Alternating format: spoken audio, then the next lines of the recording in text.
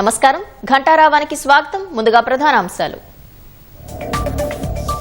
పెట్టుబడులను ఆకర్షించడంలో తెలంగాణ ముందుందన్న సీఎం. హైదరాబాద్ ప్రపంచ నగరాలతో పోటీ పడుతోందని వెల్లడి.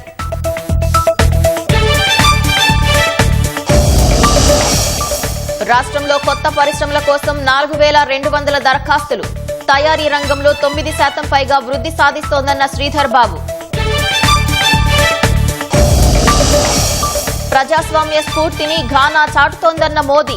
ఇరు దేశాల సత్సంబంధాలకు అవార్డు అంకితమని వెల్లడి.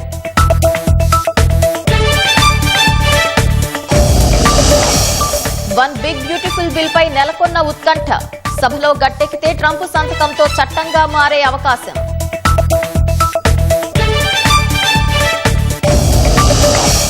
ఈ ఏడాది తీవ్ర సంక్షోభాన్ని ఎదుర్కొంటున్న సాఫ్ట్వేర్ ఉద్యోగులు. తొలి 6 నెలల్లోనే 1,00,000 మందికి పైగా తొలగింపులు.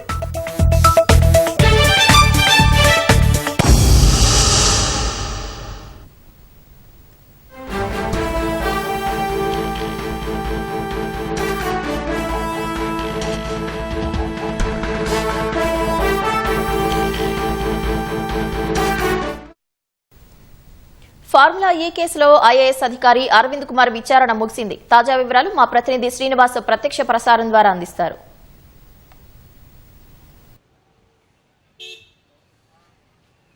ఫార్ములా ఈ కార్ రేసులో ఐఏఎస్ అధికారి సీనియర్ ఐఏఎస్ అధికారి అరవింద్ కుమార్కు ఏసీబీ విచారణ ముగిసింది. ఆయనను ఈరోజు నోటీసులు ఇచ్చారు. ఆయనను విచారణకు హాజరు కమ్మని పిలిచారు. ఉదయం 11:30 గంటల సమయంలో హాజరైన అరవింద్ కుమార్ను 6 గంటల పాటు ఏసీబీ అధికారులు సుదీర్ఘంగా విచారించారు. విచారణ తర్వాత కొద్దిసేపటి క్రితమే ఆయన ఏసీబీ ప్రధాన కార్యాలయం నుంచి తిరిగి వెళ్లిపోయిన పరిస్థితి. అయితే ఫార్ములా ఈ కార్ రేస్ కేసులో నిధుల బదలాయింపులో అరవింద్ కుమార్ కీలక పాత్ర పోషించినట్లుగా ఆయనపై ఆరోపణలున్నాయి. హెచ్ఎండిఏ డైరెక్టర్గా పనిచేస్తూ నిధులను మళ్లించినట్లుగా ఆరోపణలు ఎదుర్కొంటున్నారు. అయితే కేబినెట్ అనుమతి లేకుండా నిధులను ఏ విధంగా బదలాయించారు అనే కోణంలో అయితే ఏసీబీ అధికారులు ఆయనని ప్రశ్నించినట్లు తెలుస్తుంది. మరోవైపు మాజీ మంత్రి కేటీఆర్, అదేవిధంగా మరో అధికారి బిఎల్ఎన్ రెడ్డిని ఇప్పటికే విచారించిన ఏసీబీ అధికారులు వారు ఇచ్చిన వాంగ్మూలం ఆధారంగా కూడా అరవింద్ కుమార్ను ప్రశ్నించినట్లు తెలుస్తోంది. అరవింద్ కుమార్ను ఏ విధంగా నిధులు బదలాయించారు, ఎవరి అనుమతితో నిధులు బదలాయించారు, ఎఫ్ఈఓ సంస్థకు బదలాయించారు, అసలు కేబినెట్ అనుమతి ఎందుకు తీసుకోలేదు అనే విషయంలో కూడా అధికారులు ఆయనను సుదీర్ఘంగా ప్రశ్నించినట్లు తెలుస్తోంది. ఆర్థిక అనుమతులతో పాటు ఎన్నిక అనుమతులు కూడా పాటించకుండా నిధులు బదలాయింపుపై మొత్తంగా అరవింద్ కుమార్ను ఏసీబీ ఆరా తీసినట్లుగా సమాచారం. కేటీఆర్, అదేవిధంగా బిఎల్ఎన్ రెడ్డి ఇచ్చిన వాంగ్మూలాల ఆధారంగా విచారించిన ఏసీబీ అధికారులు ఆయన వాంగ్మూలం ప్రస్తుతం తాజాగా మరోసారి అరవింద్ కుమార్ వాంగ్మూలాన్ని కూడా నమోదు చేసినట్లు సమాచారం. అయితే మరోసారి విచారణకు రమ్మన్నారా లేదా అనే విషయంపై, అరవింద్ కుమార్ను మరోసారి విచారణకు రమ్మన్నారా లేదా అనే విషయంపై మరింత స్పష్టత రావాల్సి ఉంది. అయితే 6 గంటల పాటు ప్రశ్నించిన ఏసీబీ అధికారులు విచారణ పూర్తయిన తర్వాత అరవింద్ కుమార్ ఏసీబీ ప్రధాన కార్యాలయం నుంచి తిరిగి వెళ్లిపోయారు. ఇది ప్రస్తుతం ఏసీబీ కార్యాలయం వద్ద తాజా పరిస్థితి. Over to you. ధన్యవాదాలు శ్రీనివాస్. ప్రభుత్వాలు మారిన పారిశ్రామిక విధానాల్లో మాత్రం ఎలాంటి మార్పు లేకుండా రాష్ట్రాభివృద్ధికి కృషి చేస్తున్నామని ముఖ్యమంత్రి రేవంత్ రెడ్డి తెలిపారు. మహేశ్వరంలో మలబార్ జెమ్స్ అండ్ జ్యువెలరీ తయారీ యూనిట్ ను ముఖ్యమంత్రి రేవంత్ రెడ్డి ప్రారంభించారు. తెలుగు మహిళలు దేశంలోనే బంగారాన్ని అత్యధికంగా వినియోగిస్తున్నారని, అటువంటి నేపథ్యంలో మలబార్ గోల్డ్ హైదరాబాద్ ను ఎంచుకోవడం శుభపరిణామమని సీఎం తెలిపారు. పరిశ్రమలు నెలకొల్పేందుకు రాష్ట్ర ప్రభుత్వం అన్ని విధాల సహాయ సహకారాలు అందిస్తుందని సీఎం పేర్కొన్నారు. తెలంగాణ రాష్ట్రంలో మీ మ్యానుఫ్యాక్చరింగ్ యూనిట్ను పెట్టడం ద్వారా సరైన రాష్ట్రంలో సరైన వ్యాపారాన్ని మీరు ప్రారంభించారు. ఈరోజు తెలంగాణ రాష్ట్రము పెట్టుబడులను ఆకర్షించే దిశగా తెలంగాణ రాష్ట్రం దేశంలోనే ఒక వ్యాపార కేంద్రంగా హైదరాబాద్ నగరాన్ని తీర్చిదిద్దాలని ఈరోజు మన ప్రభుత్వం ప్రయత్నం చేస్తున్నది. కాంగ్రెస్ ప్రభుత్వం 4వ నగరాన్ని భారత్ ఫ్యూచర్ సిటీని ఈరోజు ప్రపంచానికి అందించబోతుంది. ఆ భారత్ ఫ్యూచర్ సిటీ మహేశ్వరం శాసనసభ నియోజకవర్గ పరిధిలో ఉన్నది.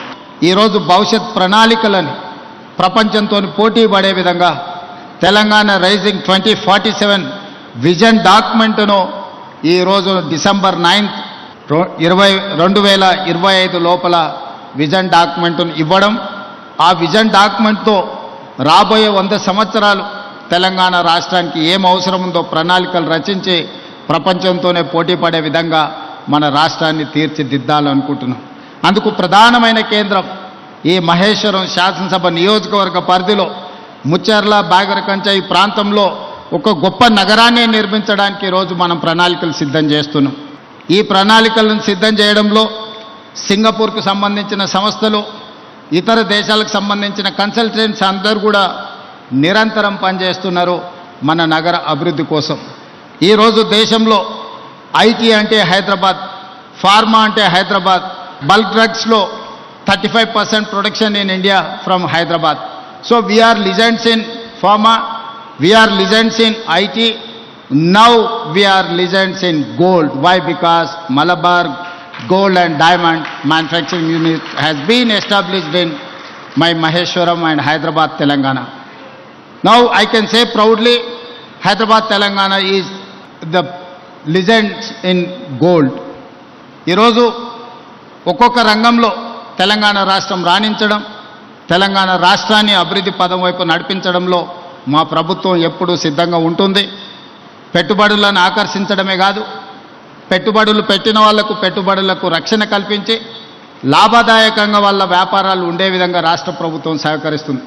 రాష్ట్ర ప్రభుత్వం యొక్క విధానాలు మీరు 94 నుంచి 2004 వరకు 10 సంవత్సరాలు టీడీపీ ఉన్నా, ఆ తర్వాత 10 సంవత్సరాలు కాంగ్రెస్ ఉన్నా, ఆ తర్వాత 10 సంవత్సరాలు బీఆర్ఎస్ ఉన్నా, ఇప్పుడు మన ప్రభుత్వం వచ్చిన పెట్టుబడుల విషయంలో, పారిశ్రామికవేత్తల విషయంలో మన విధానాలు మారలేదు.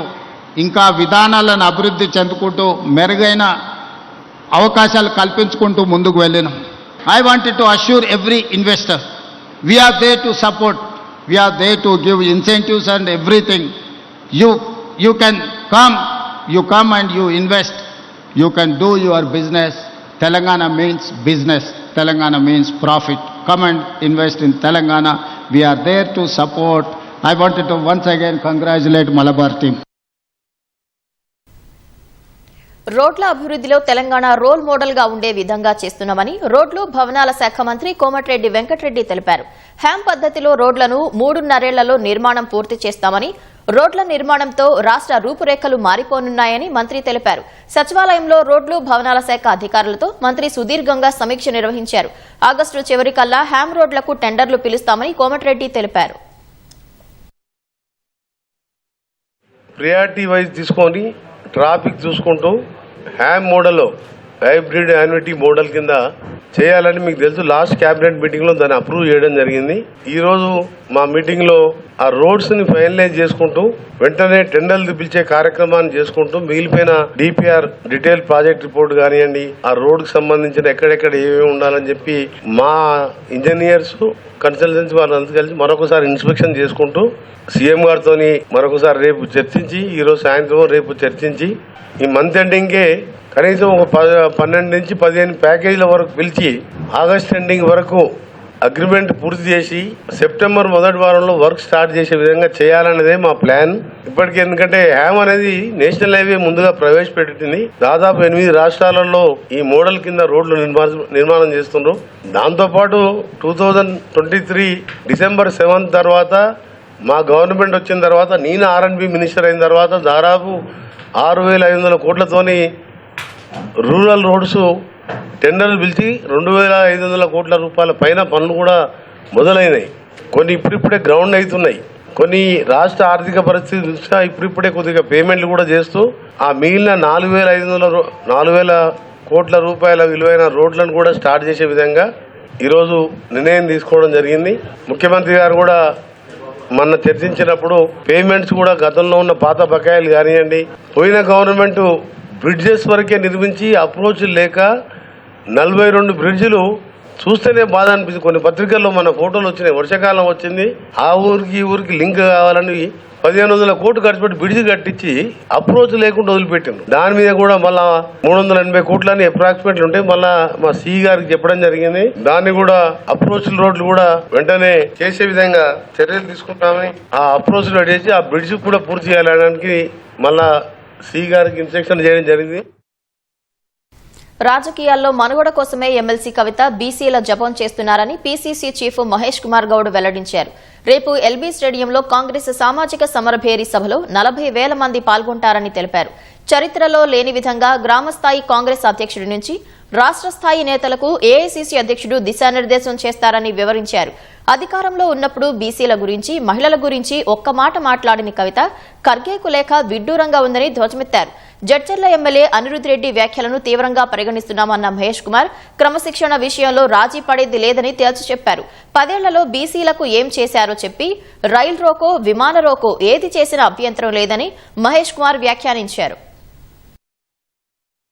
స్థానిక సంస్థల్లో ఉన్నటువంటి రిజర్వేషన్ ని 21% తగ్గించింది మీరు, మీ నాయన కాదా? 10 ఏళ్లు అధికారులు ఉన్నప్పుడు నువ్వు ఎంపీగా ఉన్నావు, ఎమ్మెల్సీగా ఉన్నావు, జాగృతి అధ్యక్షురాలుగా ఉన్నావు. మీ ద్వారా నేను వారిని అడుగుతాను, ఒక్క ప్రెస్ కట్టింగ్ గాని ఒక వీడియో గాని చూపించగలుగుతారా? ఆవిడ బీసీల గురించి మాట్లాడినట్టు మాట. ఇవాళ బీసీల గురించి రాజకీయ శూన్యంలో ఉన్నటువంటి కవిత గారు వారి మనుగడ కోసము, వారి అన్నతో ఉన్న ఆస్తి తగాదా నుంచి బయటపడేందుకు ఆవిడ ఉనికి కాపాడుకోవడానికి బీసీల జపమెత్తుకుంది తప్ప ఆవిడ బీసీల కోసం చేసిందేమీ లేదు. ఆవిడ గారికి బీసీల గురించి మాట్లాడే అర్హత లేదు. మేము కాంగ్రెస్ పార్టీ బీసీల కోసం వాగ్దానం చేసిన రోజున, మేము కాంగ్రెస్ పార్టీ బీసీల కోసం డ్రాఫ్ట్లు చేసి రిజల్యూషన్ చేసిన రోజున ఇక్కడ ఉద్యమం చేసింది జైల్లో చేసిందా? బీసీల కోసం తప్పించి ఉద్యమం చేసింది ఏ జైల్లో చేసిందో నాకు అర్థం అవట్లేదు. నీరు, నిధులు, నియామకాల పేరుతో ఏర్పడ్డ రాష్ట్రాన్ని 10 ఏళ్లు పాలించిన బీఆర్ఎస్ వాటిని తుంగలో తొక్కిందని బీజేపీ మాజీ ఎమ్మెల్యే ఎన్వీఎస్ఎస్ ప్రభాకర్ ఆగ్రహం వ్యక్తం చేశారు. ఏపీ మాజీ ముఖ్యమంత్రి జగన్తో ప్రేమాయణంలో పడి ప్రాజెక్టులు కట్టకుండా నీరుగార్చారని దుయ్యబట్టారు. బీఆర్ఎస్ ప్రేమాయణం కాంగ్రెస్ డోలాయమానమని ఎద్దేవా చేశారు. బనకచెల్లపై మా లేఖతో కేంద్రం దిగివచ్చిందంటే మా లేఖతో దిగివచ్చిందంటూ చెప్పుకుంటున్నారని విమర్శించారు. కాంగ్రెస్ చారిత్రక తప్పిదాలకు రేవంత్ రెడ్డి క్షమాపణ చెప్పాలని, 10 ఏళ్లు కృష్ణా గోదావరి నీటిని వినియోగించలేదని బీఆర్ఎస్ క్షమాపణ చెప్పిన తర్వాతే మాట్లాడాలన్నారు. శాసనసభ పెట్టండి, కేవలం కృష్ణా నది మీదనే 15 రోజులు చర్చిద్దాం, గోదావరి నది మీద కూడా 15 రోజులు చర్చిద్దాం అని హరీష్ రావు గారు మాట్లాడుతా ఉన్నారు. రాష్ట్రం ఏర్పడ్డ తర్వాత అధికారం అప్పగిస్తే ఈ మామా అల్లుళ్ళు 10 సంవత్సరాల కాలాన్ని వృధా చేశారు. అటు కృష్ణా ఇటు గోదావరి నీటి యొక్క వాడకం, వినియోగం, నిర్వహణలో ఘోరాతి ఘోరంగా వైఫల్యం చెందారు. ఇప్పుడు వీళ్ళు చర్చ అని చెప్పని రచ్చ చేయటం కొరకు మాట్లాడుతా ఉన్నారు. అసలు పేరుకే కాంగ్రెస్ ప్రభుత్వం నడుస్తున్నట్టుగా ఉంది. నడిపిస్తుందంతా బీఆర్ఎస్ సంబంధించినటువంటి మాజీ మంత్రులు, అప్పటి అధికారులు ఎవరైతే విచారణ ఎదుర్కొంటున్నారో వాళ్ళే ఈ కథ నడుపుతున్నట్టుగా కనబడుతున్నటువంటి దృశ్యం అని చెప్పని నేను పేర్కొంటా ఉన్నా. రాష్ట్రంలో కాంగ్రెస్ ని బతికించడం, రాహుల్ గాంధీని ప్రధానమంత్రిని చేయడమే తమ ఉద్దేశమని కొండా దంపతులు పునరుద్ఘాటించారు.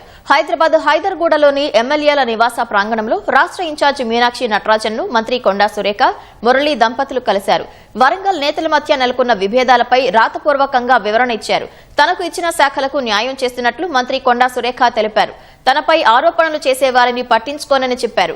బీసీ కార్డును పట్టుకునే బతుకుతున్నానని మురళి అన్నారు. రేవంత్ రెడ్డిని మరో 10 ఏళ్లు ముఖ్యమంత్రిగా చూడటం, పీసీసీ చీఫ్ మహేష్ కుమార్ గౌడ్ కు అండగా ఉండటమే తమ లక్ష్యమని తెలిపారు. స్థానిక ఎన్నికల్లో పార్టీ ఎవరికి టికెట్లు ఇచ్చినా గెలిపించే బాధ్యత తీసుకుంటామని మీనాక్షి నటరాజన్తో చెప్పినట్లు కొండా దంపతులు పేర్కొన్నారు. నేను ఈరోజు ఇప్పుడు కూడా చెప్తున్నా, ఎవరికి భయపడేది లేదు. నేను బీసీ కార్డును పెట్టుకుని బతుకుతున్నా. నేను ఎవరి గ్రూప్ తగాదాలు ఉన్నాయి, పొద్దున్న లేస్తే జనంతోనే ఉంటా తప్ప నేను ఇంతవరకు ఏ కాన్స్టిట్యూన్స్ కూడా తిరిగా. సుధా పటేల్ ఏమున్నది అంటే వంచనగిరి మాది, ఈజుగొండ మండలం పరకాల్లో ఉంది. 15 ఏళ్ళు రేఖమ్మ కాడ ఎమ్మెల్యే. ఆ ఊర్లో గుట్టలు పుట్టలు అన్ని కూడా నాకు తెలుసు, నా బిడ్డకు తెలుసు. ఆ తొందరపడి అన్నదో తొందరపడకన్నదో నాకైతే తెలియదు. కాదండి, ఆమె ఇద్దరు కొండా మురళి కొండా సురేఖ దంపతులకు కూతురు. మాలో ప్రవహించేది రాజకీయ రక్తం, ప్రజాసేవ మా ఆలోచన. అది దానికి వంశపారపర్యంగా రావడంలో తప్పు లేదు, అది ఎక్స్పెక్టేషన్ పెట్టుకోవడంలో తప్పు లేదు. దాని ఆలోచనలను కాదు వద్దు అనేటువంటి ఆ అధికారం మాకు లేదు. మొత్తం నా డిపార్ట్మెంట్ లో ఉన్న ఫైల్స్ అన్ని కూడా పరిశీలించినా కూడా నో ప్రాబ్లం. నాకు నేను ఎక్కడ కూడా డీవియేట్ అవ్వలేదు. నేను కరెక్ట్ గా ఒక మంత్రిగా చేయాల్సిన పనులన్నీ కూడా నేను చేస్తా ఉన్నాను. అంతే తప్పితే వేరే వాళ్ళు ఎవరైనా కామెంట్ చేస్తే దాని గురించి నేను పట్టించుకోలేదు. హైదరాబాద్ సనత్ నగర్ రాజరాజేశ్వరి నగర్లోని ఓ ఇంట్లోని ఫ్రిడ్జ్ పేలింది. ఇల్లంతా మంటలు అంటుకుని ఫర్నిచర్ కాలిపోయింది. టీ స్టాల్ వ్యాపారి రవి, అతని భార్య మాధవి పని నిమిత్తం బయటకు వెళ్లారు. వారి 10 ఏళ్ల కుమారుడు మాన్విత్ ఒక్కడే ఇంట్లో ఉన్నాడు. మంటలు వ్యాపించకుండా తలుపులు మూసి చాకచక్యంగా వ్యవహరించాడు. బాలుడు వెంటనే బయటకు పరుగులు తీసి పొరుగు వారికి చెప్పాడు. తల్లిదండ్రులకు ఫోన్ చేసి విషయాన్ని తెలియజేశాడు.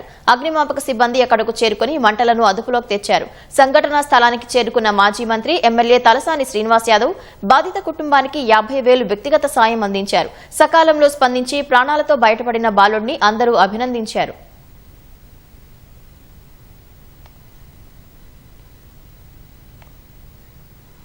దేవాలయాల్లో దేవుడికి నైవేద్యం పెడుతున్నట్లు నటిస్తూ చోరీలకు పాల్పడుతున్న ముఠాను పోలీసులు పట్టుకున్నారు. హైదరాబాద్ నగర శివారు ప్రాంతాల్లో సీసీ కెమెరాలు లేని ఆలయాల్లో పగటిపూట ఈ ముఠా దొంగతనాలు చేస్తుంది. చోరీలు చేస్తున్న ఇద్దరితో పాటు వారి నుంచి విగ్రహాలు కొనుగోలు చేసిన మరొకరిని పోలీసులు అరెస్టు చేసి వారి నుంచి 5,36,000 రూపాయల విలువ చేసే 12 పంచలోహ వెండి విగ్రహాలతో పాటు ఇతర ఆలయ సామాగ్రిని స్వాధీనం చేసుకున్నారు. ఏపీలోని కర్నూలుకు చెందిన శివానంద, ప్రకాశం జిల్లా బల్లికుర్వ మండలం వల్లపల్లికి చెందిన షేక్ షరీఫ్లు ఉపాధి కోసం నగరానికి వచ్చారు. ఎల్బీ నగర్, వనస్థలిపురం ప్రాంతాల్లో ఉంటూ అడ్డా కూలీలుగా పనిచేస్తుండగా ఇద్దరికి పరిచయం ఏర్పడింది. మద్యం అలవాటున్న వీరు ఎలాగైనా సులభంగా డబ్బు సంపాదించాలనే ఉద్దేశంతో దొంగతనాలు చేయాలని నిర్ణయించుకున్నారు. ఆలయాల్లో విగ్రహాలు చోరీ చేసి విక్రయిస్తే బాగా డబ్బు వస్తుందని శివానంద షరీఫ్ కు చెప్పడంతో సీసీ కెమెరాలు తక్కువ రద్దీ ఉండే ఆలయాలను గుర్తించారు. గుడిలో ప్రార్థించినట్లు, నైవేద్యం పెడుతున్నట్లు నటిస్తూ పలు ఆలయాల్లో గుడి గంటలు, మంగళసూత్రం, 2 దీపం స్టాండ్లు దొంగలించారు.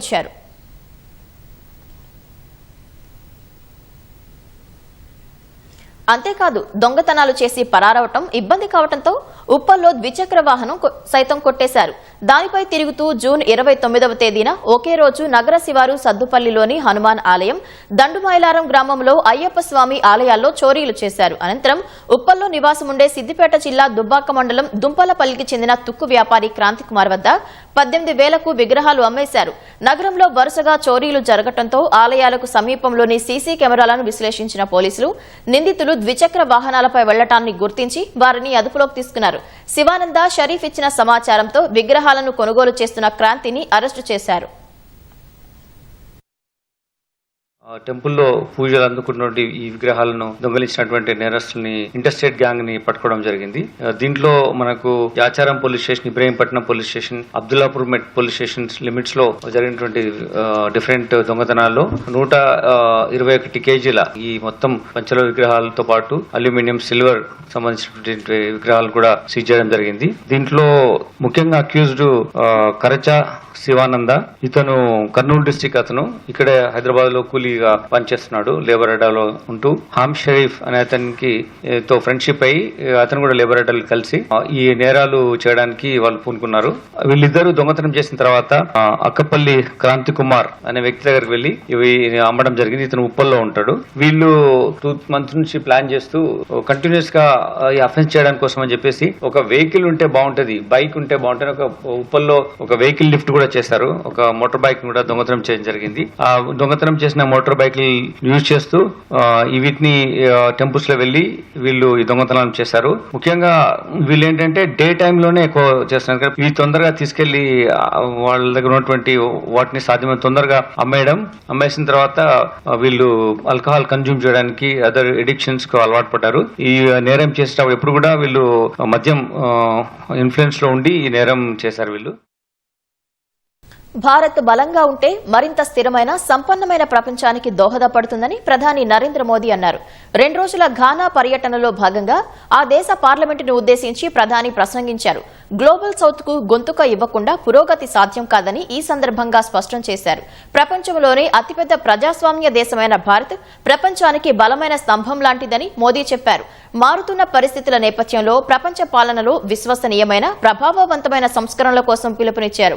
సాంకేతిక పరిజ్ఞానంలో విప్లవం, గ్లోబల్ సౌత్ ఎదుగుదల, మారుతున్న జనాభా, ప్రపంచ వేగం స్థాయికి దోహదం చేస్తున్నాయని చెప్పారు. స్థిరమైన రాజకీయ వ్యవస్థ, మంచి పాలన కారణంగా త్వరలోనే భారత్ 3వ అతిపెద్ద ఆర్థిక వ్యవస్థగా అవతరిస్తుందని ప్రధాని మోదీ ఆశాభావం వ్యక్తం చేశారు.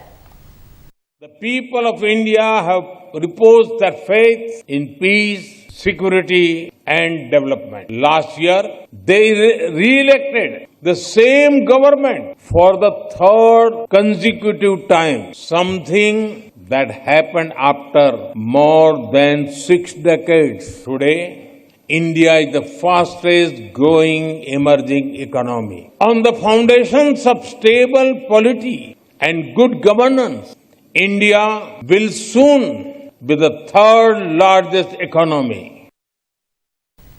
అమెరికాలోని షికాగోలో కాల్పులు కలకలం సృష్టించాయి. ఓ దుండగుడు విచక్షణ రహితంగా జరిపిన కాల్పుల్లో 4 అమాయకులు ప్రాణాలు కోల్పోయారు. మరో 14 మంది గాయపడ్డారు. క్షతగాత్రుల్లో 3 పరిస్థితి విషమంగా ఉందని అధికారులు తెలిపారు. ఆల్బం విడుదల సందర్భంగా స్థానిక ర్యాపర్ ఓ రెస్టారెంట్లో పార్టీ ఇచ్చారని పోలీసులు వెల్లడించారు. పార్టీ పూర్తయి బయటకు వస్తున్న సమయంలో ప్రజలపై దుండగుడు విచక్షణ రహితంగా కాల్పులు జరిపాడని తెలిపారు. కాల్పులు జరిపిన అనంతరం దుండగుడు కారులో పారిపోయాడని వెల్లడించారు. నిందితుడిని పట్టుకునేందుకు ప్రత్యేక బృందాలను ఏర్పాటు చేశామని పోలీసులు తెలిపారు. పార్టీ ఇచ్చిన ర్యాపర్ కూడా దుండగుడి కాల్పుల్లో గాయపడినట్లు స్థానిక మీడియా తెలిపింది.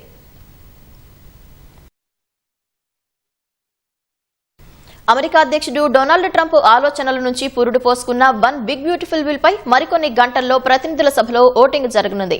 ప్రతినిధుల సభలో బిల్ గట్టెక్కితే అది అమెరికా అధ్యక్షుడు డొనాల్డ్ ట్రంప్ వద్దకు చేరనుంది. ఆయన ఆ బిల్ పై సంతకం చేస్తే అది చట్టంగా మారనుంది. ప్రస్తుతం వన్ బిగ్ బ్యూటిఫుల్ బిల్ పై ప్రతినిధుల సభలో చర్చ జరుగుతోంది. ఈ బిల్లును డెమోక్రాట్లు తీవ్రంగా వ్యతిరేకిస్తున్నారు. రిపబ్లికన్ పార్టీ సభ్యుల్లో కూడా కొంతమంది ఈ బిల్లును వ్యతిరేకించగా తాజాగా వారు తమ వైఖరిని మార్చుకున్నారని అంతర్జాతీయ మీడియా పేర్కొంది. ఫలితంగా ప్రతినిధుల సభలో ఈ బిల్ గట్టెక్కేందుకు అవకాశం ఉందని తెలిపింది. సెనెట్ లో జరిగిన ఓటింగ్ లో సమాన ఓట్లు రాగా ఉపాధ్యక్షుడు జేడీ వాన్స్ టై బ్రేకర్ ఓటుతో బిల్ గట్టెక్కి ప్రతినిధుల సభకు చేరింది. వన్ బిగ్ బ్యూటిఫుల్ బిల్ చట్టం రూపం దాలిస్తే అమెరికా అప్పు భారీగా పెరుగుతుందని డెమోక్రాట్లు ఆరోపిస్తున్నారు. వివిధ ఆరోగ్య పథకాలకు నిధుల కోత పడనుందని చెబుతున్నారు. హరిత ఇంధనానికి ప్రోత్సాహకాలు తగ్గటం వల్ల పర్యావరణ హితమైన పెట్టుబడులు దెబ్బతింటాయని డెమోక్రాట్లు ఆందోళన వ్యక్తం చేస్తున్నారు. వన్ బిగ్ బ్యూటిఫుల్ బిల్ ను అమెరికా స్వాతంత్ర్య దినోత్సవమైన జూలై 4న చట్టంగా మార్చాలని ట్రంప్ తహతహలాడుతున్నారు. రష్యాతో వ్యాపార సంబంధాలు కొనసాగిస్తే 500% సుంకాలు విధిస్తామన్న అమెరికా ప్రకటనపై భారత్ ఆందోళన వ్యక్తం చేసింది. అమెరికా ప్రతిపాదిత బిల్ వాస్తవ రూపం దాలిస్తే ఎదురయ్యే ఇబ్బందులపై తమకు అవగాహన ఉందని, ఇప్పటికే తమ ఆందోళనను సెనేటర్ లిండ్సే గ్రాహంతో పంచుకున్నట్లు విదేశాంగ శాఖ మంత్రి ఎస్ జయశంకర్ వెల్లడించారు. యుఎస్ కాంగ్రెస్ లో జరుగుతున్న పరిణామాలు భారత ప్రయోజనాలపై ప్రభావం చూపనుండటంతో వాటిని జాగ్రత్తగా గమనిస్తున్నట్లు చెప్పారు.